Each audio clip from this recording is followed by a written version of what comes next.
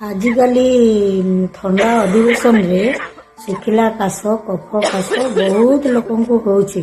କିନ୍ତୁ ଆଜିକାଲି ଲୋକେ ପୁରୁଣା ଯୁଗର ଔଷଧ ଆମ ଜେଜେମା ମାନେ ଯୋଉ ଦେଉଥିଲେ ସେଇଟା ଲୋକମାନେ ଭୁଲିଗଲେଣି। କିନ୍ତୁ କଫ୍ ସିରପ କି କ'ଣ ଗଲା ଇନଫେକ୍ସନ ହେଲେ ସେଇଟା ପୁରା ଭଲ ହେଉନି, ବହୁତ କଷ୍ଟ ଦେଉଛି ଶୁଖିଲା କାଶଟା। ତେଣୁକରି ଗୋଟେ ଗ୍ଲାସ ପାଣି ଚୁଲିରେ ବସେଇ ସେଇଥିରେ ପୁରା ଫୁଟି ଅଧା ହେଲା ପରେ ଆଉ ଅଧ ଚାମଚ ହଳଦୀ ଦେଇକି ଫୁଟେଇବେ। ଭଲ କି ଫୁଟିଲା ପରେ ଚାମଚରେ ଘାଣ୍ଟିକି ସେଇଠି ସନ୍ଧବ ଲବଣ ଅଧା ଚାମଚ ଦେବାର ଅଛି, ମାନେ ଯେତିକି ଲୁଣ ଖାଇବା ଦରକାର ସେତିକି। ସେଟା ଫୁଟି ଭଲ କି ମିଶିଗଲା ପରେ ତାକୁ ଗ୍ଲାସରେ ଢାଳିକି, ଗ୍ଲାସ ହଉ ବା କପରେ ଢାଳିକି ତାକୁ ଅଧ ଚାମଚ ଘିଅ ଗୋଳେଇକି ପିଇଲେ ସାଙ୍ଗେ ସାଙ୍ଗେ ଗରମ ଗରମ କାଶ 2-3 ଦିନରେ ଛାଡ଼ିଯିବ।